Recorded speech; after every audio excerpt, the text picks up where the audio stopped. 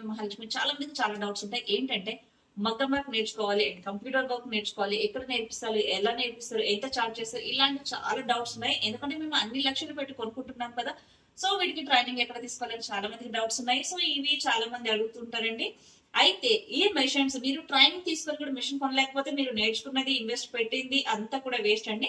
Actually ఏంటంటే machines మీరు ఎవరి దగ్గర కొంటారో వాళ్ళే మీకు ఫ్రీగా ట్రైనింగ్ అనేది ప్రొవైడ్ చేస్తారు. సో ఇదొకటి బాగా గుర్తుకు పెట్టుకోండి. సో మీరు స్పెషల్ గా అంటూ ట్రైనింగ్ తీసుకోవాల్సిన అవసరం అయితే అస్సలు లేదు.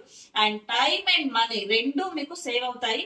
అండ్ ఎక్కడైతే మిషన్స్ కొంటారో వాళ్ళే మీకు కంప్లీట్ గా దీని గురించి ట్రైనింగ్, ఆపరేటింగ్, డెమో అన్ని కూడా ఇస్తారు. కాబట్టి మీరు దీని గురించి ఆలోచన చేసే అవసరం అయితే చేయకండి.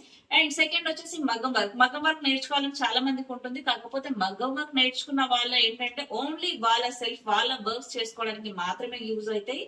అండ్ ఒక వర్క్ చేయాలి, ఒక ప్రొఫెషనల్ బిజినెస్ చేయాలి అంటే లేడీస్ మాత్రం మగ్గం వర్క్ నేర్చుకొని బిజినెస్ అనేది చేయలేరు. ఇది డాన్స్ గా చెప్తున్నా. ఎందుకంటే అలా కూర్చొని వర్క్ చేయడం వల్ల shoulder pain and back pain 100% వస్తాయండి. మనం లేడీస్ మాత్రం ఈ వర్క్ చేయలేము.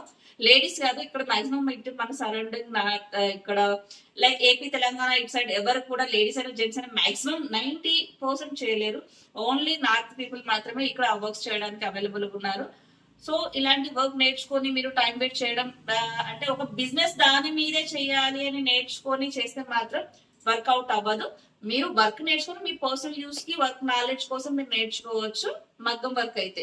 సో అంతకన్నా బెస్ట్ ఆప్షన్ ఏంటంటే ఇప్పుడు అలాంటి వర్క్స్ చేసే మిషన్స్ ఏ వచ్చాయి కాబట్టి ఇంకా హ్యాపీగా మీరు ఒక బిజినెస్ అనేది హ్యాపీగా కూడా స్టార్ట్ చేసుకోవచ్చు.